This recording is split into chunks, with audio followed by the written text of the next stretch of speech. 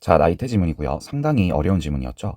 먼저 아홉 문단으로 분량이 굉장히 깁니다. 그리고 정보량이 굉장히 많죠. 그러니까 정보량이 많은 지문의 가장 전형적인 그리고 대표적인 유형의 지문이었다. 이렇게 말씀을 드릴 수 있겠습니다. 그래서 이렇게 정보량이 많은 지문들을 어떻게 하나하나 좀 엮어가면서 주요 정보들을 가져가야 할지 연습하기에 정말 좋은 최적의 지문이었던 것 같아요. 자, 1문단부터 봅시다. 자, 나이테를 세면 나무의 나이를 알 수 있다. 돼 있죠. 그래서 나이테를 통해 나무의 나이를 알 수 있고요. 그런데 그렇지 않다. 이것만 활용되는 것이 아니라 목재 유물들이 언제 만들어졌는지 제작 연도까지 규명할 수 있다고 합니다. 나이테의 기능, 나이테의 어떤 역할 정도를 이렇게 두 가지로 분류해서 읽어주시고요. 그 다음에 이제 나이테를 분류합니다. 나이테를 위치라고 하는 기준에 따라서 심재와 변재를 분류하는데, 심재는 초기고 안쪽이고 생장이 거의 멈췄기 때문에 내부의 진액에 갇혀서 그런 원인들로 인해 결과적으로 색깔이 어두워집니다. 그리고 변재는 심재의 끝부터 껍질인 수피. 오케이. 그럼 수피는 껍질이구나. 이렇게 봐주셔야 되겠죠. 그래서 바깥입니다. 그래서 위치에 따라서 바뀐다. 기준이 위치였으니까 안쪽과 바깥쪽 대비시켜서 읽어주시면 되겠고요. 생장세포가 활성화된다. 그럼 생장이 멈춘 것과 생장이 활성화된 것 이렇게 대조해서 읽어주시면 되겠고요. 또 그런 원인으로 인해서 밝은 색상을 띠게 되므로 색깔이 마지막으로 달라지는구나. 그리고 나무의 나이는 이 심재와 변재를 합친 것이 된다. 이렇게 되어 있습니다. 여기까지 읽었을 때 여러분들이 조금 해줬으면 좋은 게 이런 이제 그림을 한번 생각을 해보시는 거죠, 머릿속으로. 그래서 심재는 이쪽 부분이고 변재는 이쪽 부분이 되겠죠. 그리고 이 마지막 껍질 부분을 숲이라고 하겠구나. 이렇게 조금 여러분들이 잡아주셨으면 좋았을 것 같습니다. 그래도 이 문단까지는 별로 어렵진 않아요. 그죠? 그런데 너비를 살펴보면 동일하지 않다. 그 이유는 무엇 때문에, 무엇으로 인해서 원인이 되겠고요. 그 결과는 생장량이 달라집니다. 제한 요소의 법칙이 첫 번째 원인이고, 그 원인으로 인해 생장량이 달라지고, 생장량이 달라짐으로 너비가 달라지는구나. 이렇게 인과관계를 잡아줄 수 있겠죠. 그러면 생장량이 결정되는 이유, 원인이 제한 요소의 법칙이고, 그 제한 요소의 법칙 때문에 나이테의 너비가 달라진다. 이렇게 바꿔서 읽어줄 수 있어야 되겠습니다. 다양한 환경 요소가 필요한데 라고 하면서 이 제한 요소의 법칙이 뭔지 당연히 모르니까 무엇인지 설명해주는 대목이 나와야 되겠죠. 여러 환경 요소 중에서 가장 부족한 요소가 너비 변화에 가장 큰 영향을 준다. 오케이. 가장 부족한 요소가 가장 큰 영향을 주는구나. 그게 제한 요소의 법칙이구나. 이렇게 뒷부분에 정의가 나와 있습니다. 나무가 가장 부족한 요소의 모든 생물학적 활동을 맞추는 것은 제한 요소의 법칙을 다시 한번 풀어서 설명한 대목이었죠. 안전하게 생장하기 위한 전략이다. 만일 가장 풍족한 요소를 기준으로 이어진다면, 부족함과 풍족함이 대비되죠. 반대말인데, 부족한 요소에 맞추는 것이 제한 요소의 법칙이었는데, 그게 아니라 만약에 not 부족, 즉 풍족한 상태라고 가정해보면 어떨까라고 했을 때 고사할 위험이 높아지게 되는 거죠. 이 부분 읽어주실 때 여러분들이 귀류법으로 지금 전개했네, 이렇게 논지 전개 방식을 좀 잡아주시면 좋습니다. 귀류법이라고 하는 것은 A라고 하는 어떤 논리가 참임을 밝히기 위해서, A가 참이야, 그걸 밝히기 위한 방법으로 not A를 가정하는 겁니다. 그래? 그럼 A가 아닌 걸 가정했을 때 어떤데? 라고 했을 때 그 결과에 이상한 부분이 생기는 거죠. 그 결과가 모순적으로 논리가 귀결됩니다. 그렇다고 한다면 not A가 아니므로 A가 맞았네 라고 이렇게 우회하여서 논리를 증명하는 방식을 귀류법이라고 합니다. 제한 요소의 법칙은 예외가 없다. 모든 나무, 당연한 얘기겠죠. 그렇구나 하시면 됩니다. 그래서 수종만 같다면 생장 환경이 똑같았을 때 너비 변화 패턴이 유사하다. 그러나 환경이 달라지면 변화 패턴이 달라진다. 이렇게 좀 읽어주셨으면 좋겠습니다.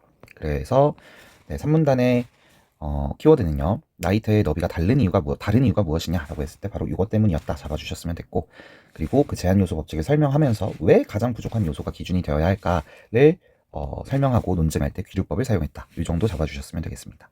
어려워지는 건 이제 5문단부터였었죠. 나이테를 활용하여 나이테를 통해서 벌채 연도를 추정하는 것을 연륜 연대 측정이라고 합니다. 그럼 벌채 연도 추정에서 어떤 부분이 여러분들 조금 엮여서 읽어줬어야 되냐면 바로 제작 연도입니다. 제작 연도와 벌채 연도가 조금 다르죠. 근데 제작 연도를 알려면 벌채 연도를 먼저 알아야 되는구나. 이렇게 여러분들이 길을 잡아주는 겁니다. 벌채 연도 잡고 나면 그 다음에 제작 연도까지 가는 그 과정이 뒤이어서 나오겠구나. 이렇게 잡아주시면 됩니다. 근데 여러분들이 결과적으로 이 지문을 읽어봐서 아시겠지만 요 제작 연도를 계산하는 건 전혀 어렵지 않죠. 요 맨 마지막에 딱 한 문장 나오고 이 5문단부터 9문단 끝까지는 결국에 이 별체 연도를 구하는 방법을 설명한 대목이었습니다.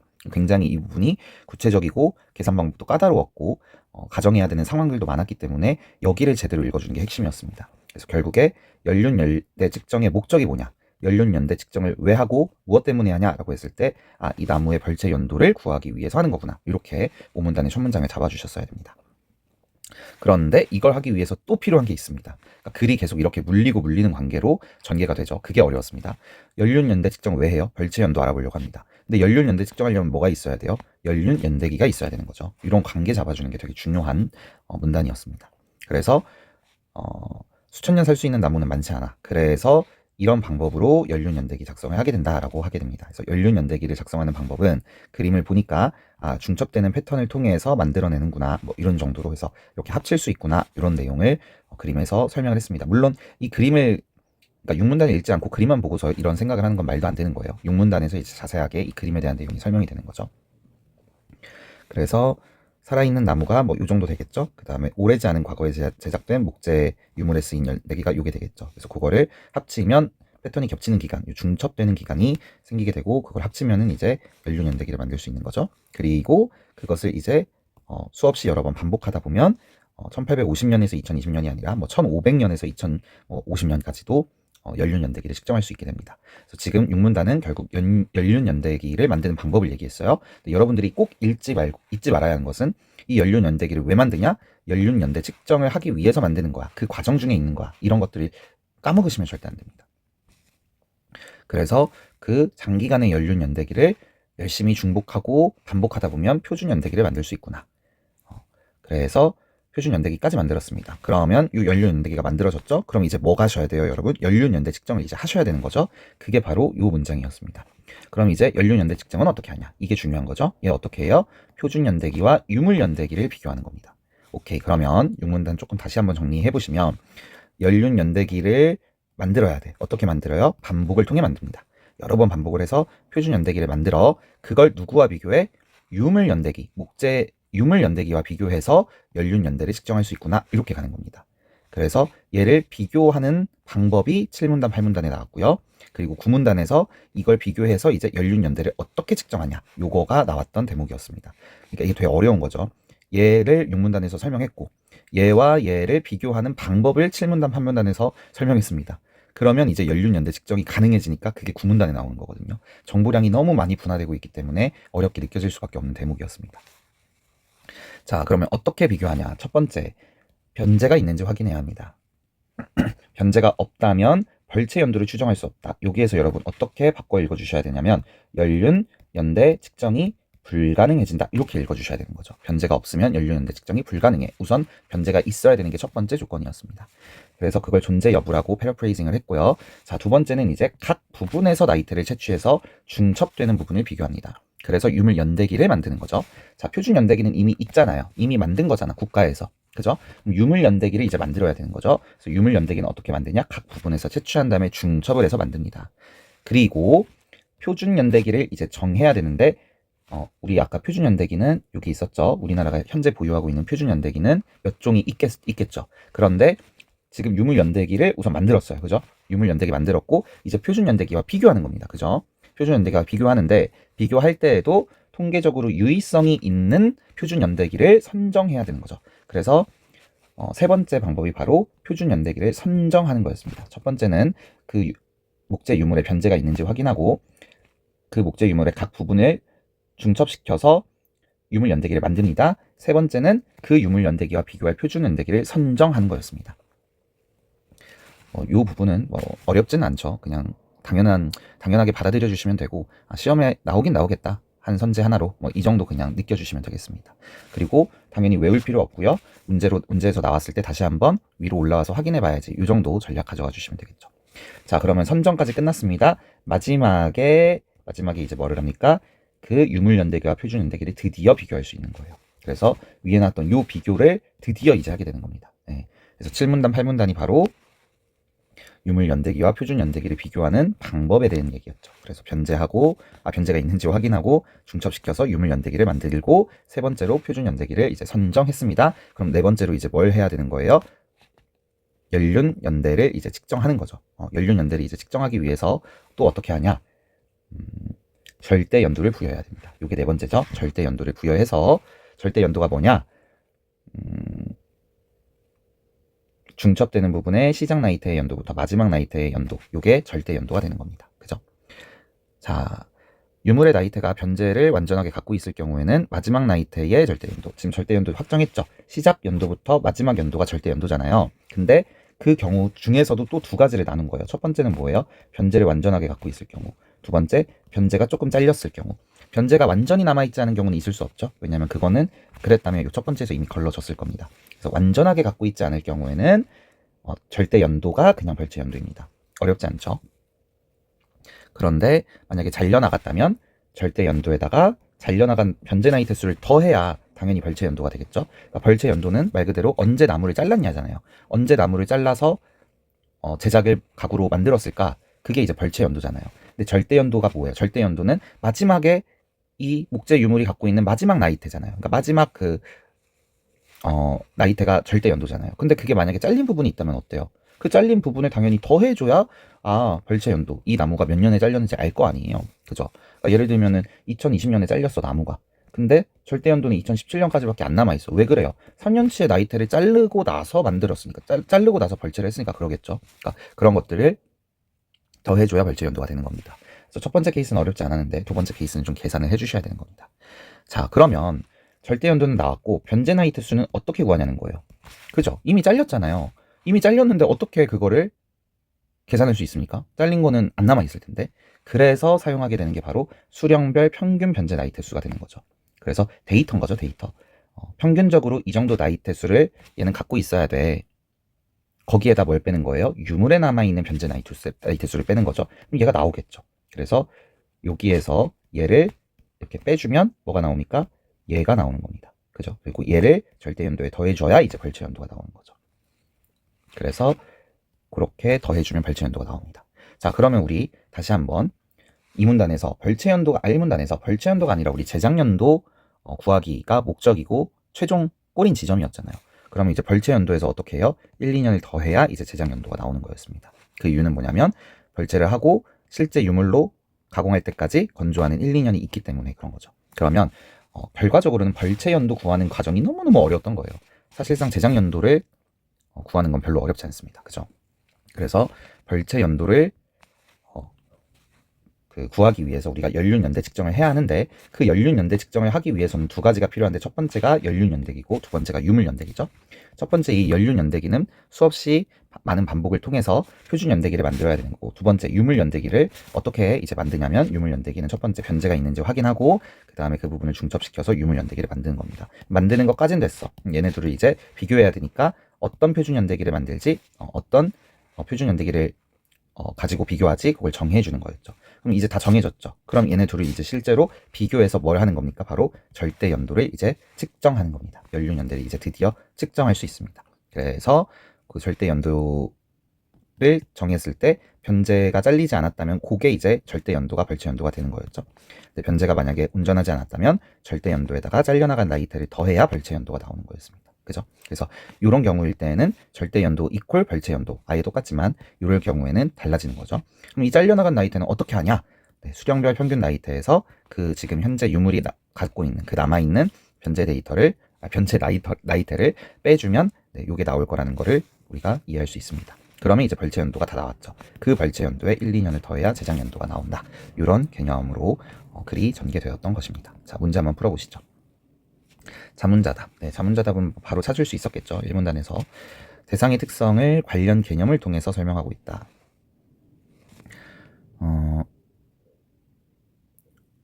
여기 이 부분은 뭐 어디를 봐야 될까요? 대상의 특성을 관련 개념을 통해. 뭐 이것도 당연히 관련 개념이고요. 네, 이 부분이 특히 더 많이 드러난다고 봐야 되겠네요. 그러니까 나이테의 특성인 거죠. 나이테의 너비에 대한 특성인 거죠. 나이테의 너비가 왜 매번 이렇게 달라질까? 그랬을 때 그것은 제한 요소의 법칙 때문에 그래. 이게 관련 개념이죠. 그렇게 설명을 했으니까 맞고요.